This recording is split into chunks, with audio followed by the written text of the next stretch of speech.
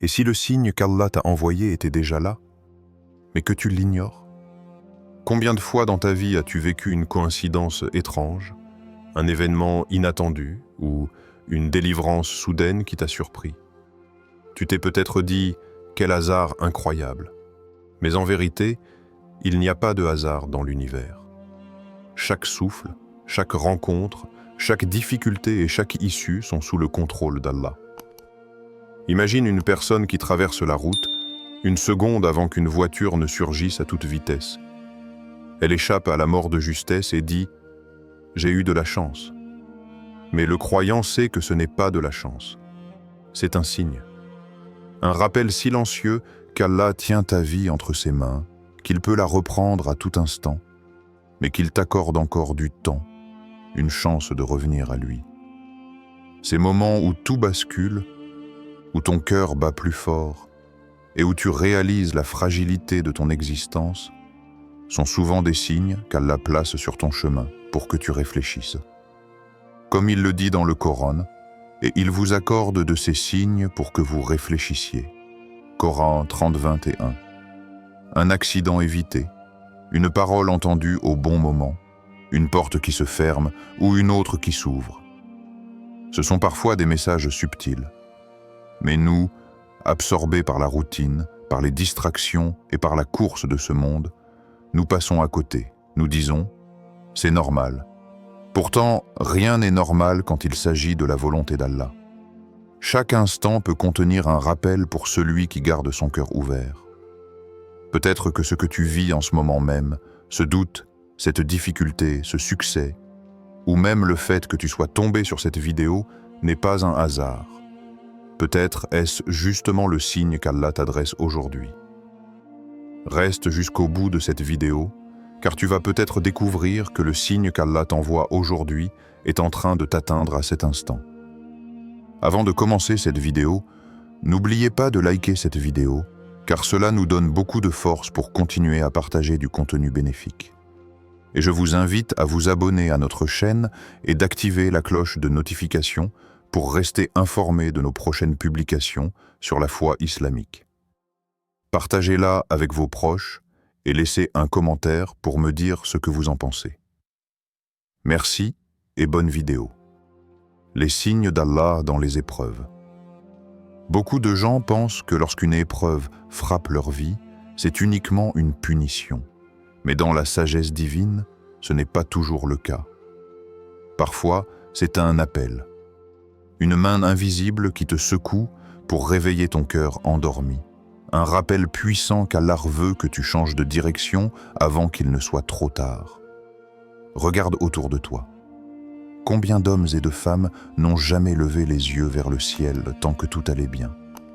Mais dès qu'une maladie frappe, dès qu'une perte survient, dès que les certitudes s'effondrent, leurs lèvres commencent à prononcer « Oh Allah, aide-moi ». Les épreuves sont comme une alarme spirituelle. Elles te disent « Réveille-toi, reviens à ton Créateur ».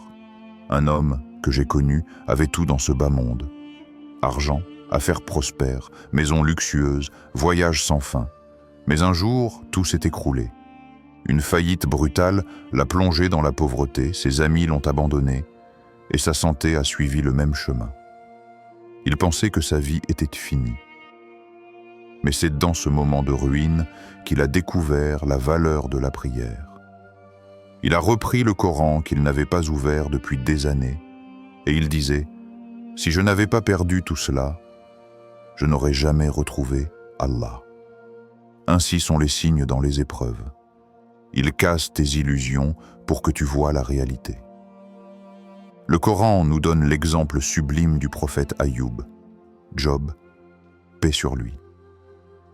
Il a été éprouvé par la maladie, par la perte de ses biens et même par la perte de ses enfants.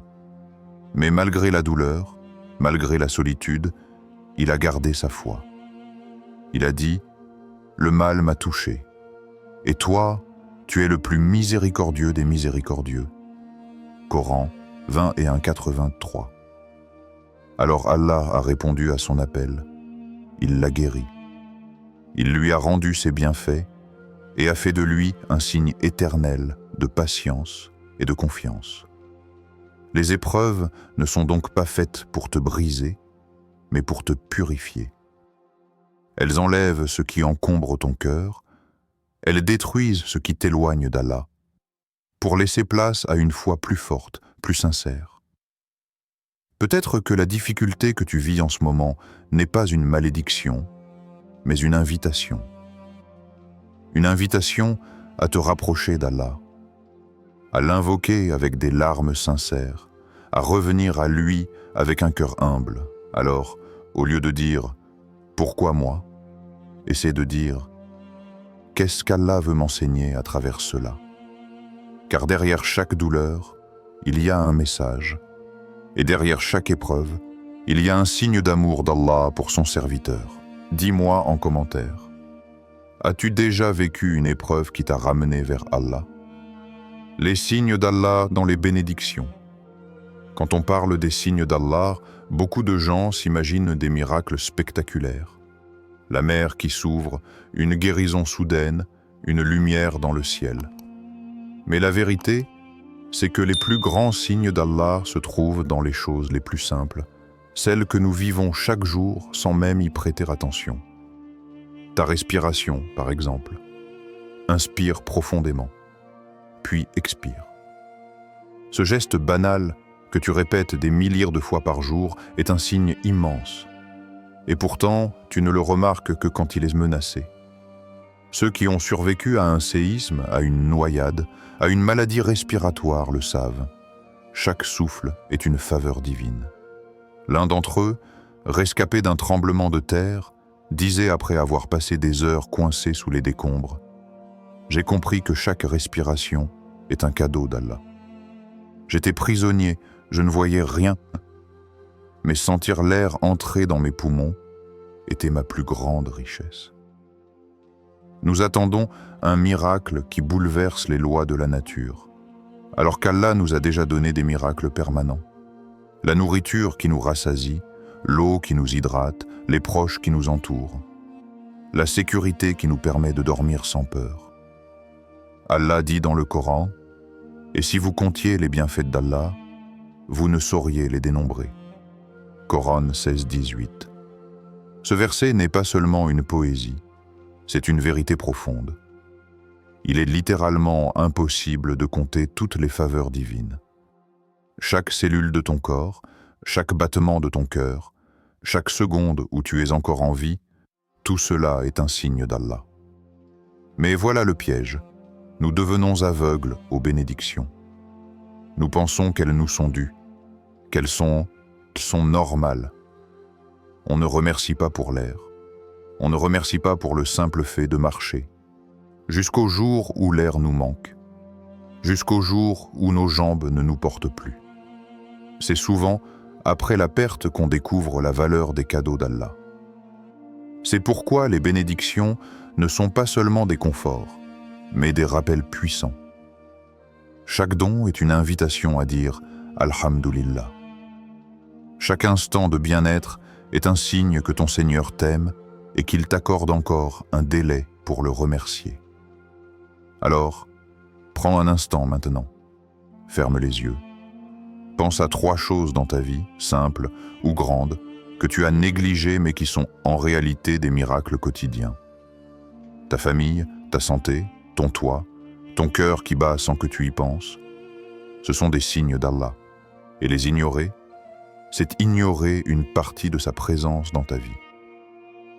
Prends un instant maintenant, ferme les yeux et réfléchis à 3 bénédictions d'Allah que tu négliges chaque jour. Écris-les en commentaire.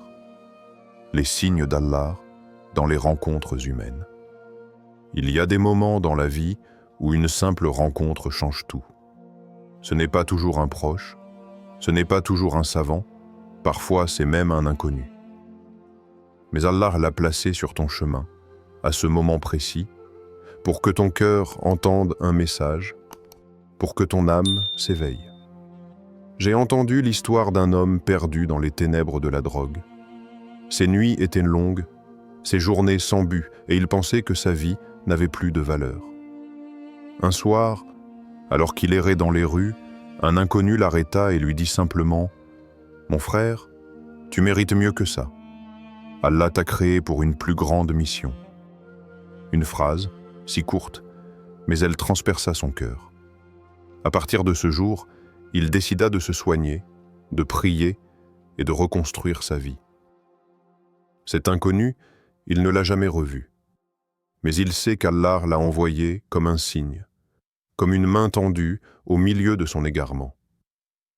De la même manière, le Coran nous raconte l'histoire du prophète Moussa, Moïse, paix sur lui.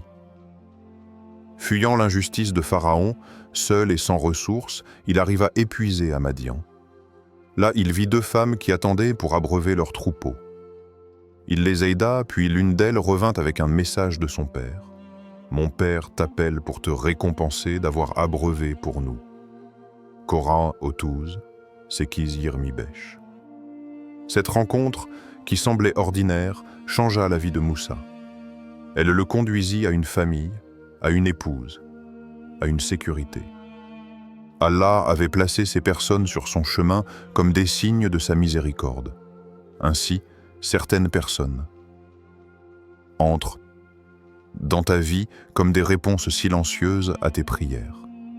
Elles te guident, te sauvent, te rappellent une vérité que tu avais oubliée. Et parfois, elles n'y restent qu'un instant, juste assez longtemps pour semer une graine de foi dans ton cœur. Ne sous-estime jamais ces rencontres. Si un mot, un geste, un sourire te pousse à revenir vers Allah, sache que ce n'est pas un hasard, c'est un signe. Partage en commentaire. Y a-t-il une personne qu'Allah a mise sur ton chemin et qui a changé ta vie? Les signes à travers les avertissements. Parfois, Allah ne nous parle pas à travers une bénédiction douce ou une rencontre inspirante, mais à travers un choc. Un événement collectif qui secoue les nations entières, qui bouleverse la vie de millions de personnes. Ces avertissements, qu'ils prennent la forme de guerre, de catastrophes naturelles ou de pandémies, ne sont pas de simples événements historiques. Ils sont des rappels, des signes qu'Allah envoie à l'humanité pour qu'elle réfléchisse et revienne à lui. Rappelle-toi la pandémie du Covid-19. En quelques semaines, le monde entier s'est arrêté. Les avions cloués au sol, les rues désertes, les marchés silencieux, les plus puissants comme les plus faibles ont découvert leur fragilité. Et beaucoup, dans cette solitude forcée, se sont tournés vers Allah. Des cœurs endormis ont retrouvé la prière. Des foyers ont redécouvert le Coran. C'était comme si Allah nous disait « Voyez comme je peux reprendre en un instant ce que vous pensiez acquis. » Pour certains, cela a été un réveil spirituel. Pour d'autres, un simple passage oublié. Mais ceux qui ont su lire ce signe ont renforcé leur lien avec leur Créateur. Le Coran nous donne aussi l'exemple du peuple de Noé, Nour, paix sur lui. Le prophète les avertissait jour et nuit, en secret et en public. Adorez Allah, vous n'avez pas d'autre divinité que lui. Je crains pour vous le châtiment d'un jour terrible. Coran ambi Yirmibeshila Yirmalte. Mais ils se moquaient, fermaient leurs oreilles, persistaient dans leur orgueil. Alors, le signe ultime est venu, le déluge, une eau sans fin, qui a englouti tout un peuple qui avait refusé d'écouter. Ce n'était pas une simple catastrophe naturelle, mais une réponse divine à leur insouciance. Aujourd'hui encore, nous voyons les signes. Des tremblements de terre qui détruisent des villes entières, des guerres qui rappellent la valeur de la paix, des crises qui dévoilent la faiblesse humaine. Ces événements sont des rappels pour l'humanité entière. Mais la vraie question est, est-ce que nous les lisons comme des signes, ou est-ce que nous les rangeons dans la catégorie du hasard? Ne ferme pas ton cœur quand tu vois ce monde s'agiter. Demande-toi plutôt, qu'est-ce qu'Allah veut m'enseigner à travers cela? Les signes dans la guidée intérieure. Il existe des signes d'Allah que personne d'autre ne peut voir, sauf toi, Ils ne sont pas extérieurs, mais intérieurs. Ce sont ces voix silencieuses, ces ressentis profonds qui traversent ton cœur et que tu ne peux pas ignorer. Quand tu commets un péché, n'as-tu jamais ressenti cette lourdeur intérieure? Ce malaise qui t'empêche de dormir en paix, même si personne n'a vu ton acte? C'est un signe. Ce n'est pas de la simple culpabilité humaine, c'est l'âme qui te parle. C'est Allah qui te rappelle à travers le cœur qu'il t'a donné. Et à l'inverse, quand tu fais une bonne action, aider quelqu'un, donner une aumône, prier à l'aube, as-tu remarqué cette tranquillité qui envahit ton être? Ce n'est pas qu'une émotion, c'est un signe d'Allah, une confirmation que tu es sur le bon chemin. Un jeune a raconté qu'il avait grandi avec la musique haram, incapable de passer une journée sans ses écouteurs. Mais peu à peu, il ressentait une lourdeur, un vide intérieur qu'aucun son ne comblait. Une nuit, il a décidé d'éteindre tout et d'ouvrir le Coran. À la première récitation, il a ressenti une paix qu'il n'avait jamais connue. À partir de ce moment, il a arrêté la musique et a trouvé son refuge dans la parole d'Allah. Pour lui, ce changement n'était pas une décision logique, mais un signe intérieur qui lui disait « Reviens à moi ». Allah décrit ces signes dans le Coran. Et quant à celui qui aura craint de comparaître devant son Seigneur et préserver son âme de la passion, le paradis sera son refuge. Coran 70, 9, 40 à 41. Cela signifie que cette lutte intérieure que tu ressens, cette voix qui t'appelle à choisir le bien plutôt que le désir, est en réalité une lumière divine placée dans ton cœur. Alors ne néglige pas ces rappels intérieurs. Si ton cœur se serre après une désobéissance, remercie Allah de t'avoir laissé ressentir cela, car il y a des cœurs morts qui ne sentent plus rien. Et si tu ressens de la paix après une obéissance, sache qu'Allah t'a honoré d'un signe de sa proximité. Mais en commentaire, ressens-tu parfois ce rappel intérieur qui te dit « Reviens à Allah » ? Les signes dans la mort et la fragilité de la vie. La mort est sans doute le signe le plus puissant et le plus universel qu'Allah place devant nous. Elle ne connaît ni âge, ni richesse, ni statut social. Elle frappe l'enfant comme le vieillard, le pauvre comme le puissant, et rappelle à chacun que ce monde n'est qu'un passage éphémère. Chaque enterrement, chaque annonce de décès, chaque rappel funéraire est en réalité une parole silencieuse d'Allah adressée à nos cœurs. Prépare-toi, car ton heure viendra aussi. Nous avons tous déjà été marqués par la mort soudaine d'une personne que nous connaissions. Un voisin, un ami, une figure publique, parfois même un proche. L'émotion est intense, mais combien de temps dure ce rappel dans nos vies? Beaucoup reprennent leur routine comme si de rien n'était, oubliant que la même fin les attend à tout moment.